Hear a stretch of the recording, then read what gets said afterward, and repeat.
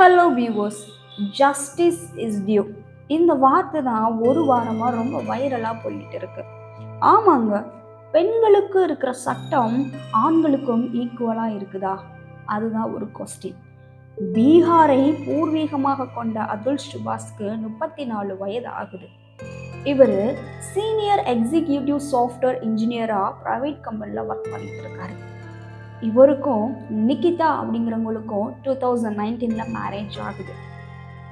2019 marriage ஆகும்போது life எல்லாம் நல்லா தான் போயிட்டுருக்கு.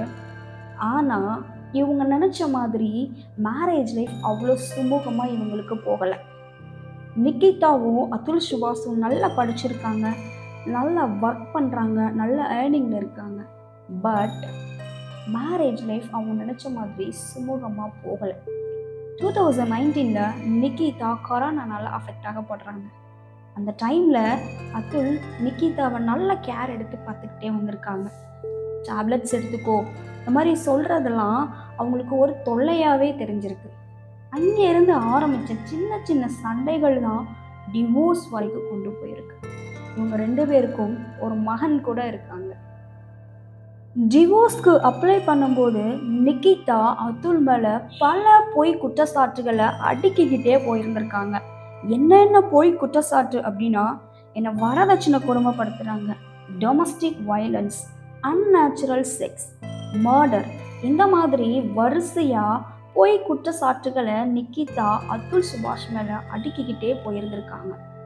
2022 நிகிதாவோட அப்பா இறந்துடுறாரு. அவர் ஹார்ட் அட்டாக்னால தான் இறந்துருக்காரு. ஆனால் இவங்க என்ன சொல்லியிருக்காங்க அப்படின்னா, 10 lakhs வரதட்சணை எங்கள் அப்பாவிடம் கேட்டதாகவும், அதனால் அவர் ஹார்ட் அட்டாக்னால இறந்ததாகவும் ஒரு பொய் கம்ப்ளைண்ட் கொடுத்துருக்காங்க. இந்த மாதிரி நிகிதா அதுல் மேலே கொடுக்குற ஒவ்வொரு பொய் குற்றச்சாட்டும் அதில் மிகவும் வருத்தத்துக்கு ஏற்படுத்தியிருக்கு. அதுல் சுபாஷ் இறக்குறதுக்கு முன்னாடி அவருக்கு என்னவெல்லாம் நடந்ததோ அதை எல்லாத்தையும் 24 பேஜில் டாக்குமெண்ட்டாக ப்ரிப்பேர் பண்ணுறாரு.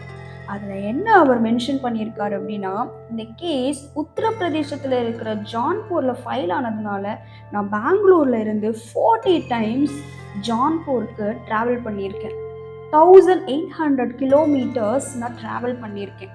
அது மட்டும் இல்லாமல் 120 ஹியரிங்கில் அட்வொகேட்ஸ்க்கு நான் பணம் கொடுக்குறதும், நிகிதா அவங்களுக்கு நான் பணம் கொடுக்குறதும், இந்த மாதிரியே நான் சம்பாதிக்கிற ஒவ்வொரு மணியும் செலவாகிக்கிட்டே இருந்திருக்கு.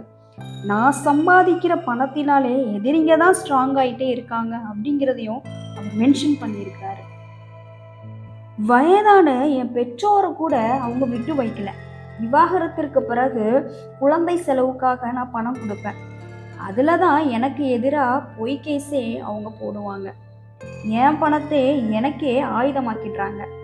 விவாகரத்திற்கு பிறகு செட்டில்மெண்ட் அமௌண்ட் சொல்லிட்டு 3 கோடி வரைக்கும் என்னுடைய மனைவி கேட்குறாங்க. அது மட்டும் இல்லாமல் 4 வயது மகனை சந்திக்கிறதுக்காக 30 லட்சம் ரூபாய் என்னுடைய மனைவி கேட்டிருக்காங்க. அது மட்டும் இல்லாமல் என்னுடைய மகனின் மெயின்டெனன்ஸ்க்காக 2 lakhs to 4 lakhs rupees வரைக்கும் என்ன கேட்டிருக்காங்க. என் சம்பாத்தியத்தின் மீது என் மனைவி குடும்பத்துக்கு அவ்வளோ ஆசை. ஒரு காலகட்டத்தில் இது ரொம்ப வெறியாகவே மாறிட்டு பல முறை காசு கேட்டிருக்காங்க, என்னை டார்ச்சர் பண்ணியிருக்காங்க. அதுவும் லட்சக்கணக்கில் தான் கேட்பாங்க. நான் கொடுக்க மறுத்ததுனால தான் என் மனைவி என் மேலே பொய் கேஸாக போட்டுக்கிட்டு இருந்திருக்காங்க. ஒரு முறை கூட கோர்ட்ஸில் பேசிக்கிட்டு இருக்கும்போது அதுல் என்ன சொல்லியிருக்கிறார் அப்படின்னா, இந்த மாதிரியான தவறான கேஸ் ஃபைல் ஆகிறதுனால தான் நிறைய ஆண்கள் தன்னுடைய உயிரை மாற்றிக்கிறாங்கன்னு சொல்லியிருக்காங்க. அதுக்கு நிகிதா கேட்டிருக்காங்க, நீ ஏன் இன்னும் சாகலைன்னு சொல்லிட்டு. இதை பார்த்துக்கிட்டே இருந்த ஜட்ஜ் ரீட்டா அந்த இடத்துலையே சிரிச்சிருக்காங்க. நிகிதாவை வெளியே போக சொல்லிட்டு அதுல்கிட்ட 5 lakhs எனக்கு நீங்கள் கொடுங்க, இந்த கேஸை உங்களுக்கு நான் ஃபேவரபுளாக மாற்றி கொடுக்குறேன்னு பேசியிருக்காங்க. இதை கேட்டு அதுல் சுபாஷ் ரொம்பவே ஷாக் ஆகுறாரு. இறக்குறதுக்கு முன்னாடி எக்ஸ் வலைதளத்தில் மஸ்குக்கும் ட்ரம்புக்கும் ஒரு விஷயத்த அவர் டேக் பண்ணுறாரு. அதில் என்ன எழுதியிருந்தது அப்படின்னா, இதை நீங்கள் பார்க்குறப்ப நான் உயிரோடு இருக்க மாட்டேன். இந்தியாவில் சட்டப்படி ஆண்களுக்கு இனப்படுகொலை நடக்குது. நீங்கள் தான் லட்சக்கணக்கான ஆண்களை காப்பாற்றணும். இந்தியாவில் கருத்து சுதந்திரம் மீண்டும் கொண்டு வாங்க அப்படிங்கிறத அவர் டேக் பண்ணியிருந்திருக்கிறாரு. வாட்ஸ்அப் என்ஜிஓ குரூப்பில் இவர் இருக்கிறதுனால இந்த டாக்குமெண்ட்டை மெயிலில் அவர் சென்ட் பண்ணியிருக்கிறாரு. என்னுடைய பிரதருக்கும் இவர் சென்ட் பண்ணியிருக்கிறாரு. இதில் முக்கியமாக அவர் குறிப்பிட்ட விஷயம் என்ன அப்படின்னா, நான் இறந்ததுக்கப்புறம் என்னுடைய பாடியை என் ஒய்ஃப் பார்க்குறதுக்கு அலோவ் பண்ணாதீங்க. கேஸை கர்நாடகாவுக்கு சேஞ்ச் பண்ணுங்க. விசாரணை நடக்கும்போது லைவ் டெலகாஸ்ட் பண்ணுங்க. என்னுடைய பேரண்ட்ஸ்கிட்ட என்னுடைய பையனை ஒப்படைங்க. சிம்பத்தி கிரியேட் பண்ணுறதுக்காக என்னுடைய மகனை கோர்ட்டுக்கு கூட்டிகிட்டு வருவாங்க என் ஒய்ஃப். அதை நீங்கள் அலோவ் பண்ணாதீங்க. 2038 தான் என்னுடைய மகன் எழுதியிருக்கிற இத்தனை விஷயத்தையும் படிக்கணும் அப்படின்னு சொல்லிட்டு அவர் மென்ஷன் பண்ணியிருக்கிறாரு.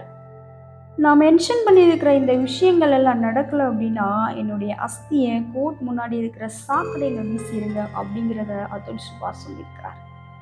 சமீபத்தில் கூட கர்நாடகாவில் ஒரு கேஸ் நடக்கும்போது ஆனரபிள் ஜட்ஜ் லலிதா என்ன சொல்லியிருக்காங்க அப்படின்னா, மனைவி 6,16,300 rupees பெர் மந்த் கணவனிடம் கேட்டதா இந்த இடத்துல ஒரு கேஸ் ஃபைல் ஆகும்போது அவங்க சொல்லியிருக்காங்க, ஒரு மாதத்தில் இவ்வளவா சம்பாதிப்பாங்க, அதை அவங்களே சம்பாதிச்சு செலவிட வேண்டியதுன்னு அப்படின்னு சொல்லிட்டு அந்த இடத்துலையும் அவங்க கோபப்பட்டிருக்காங்க.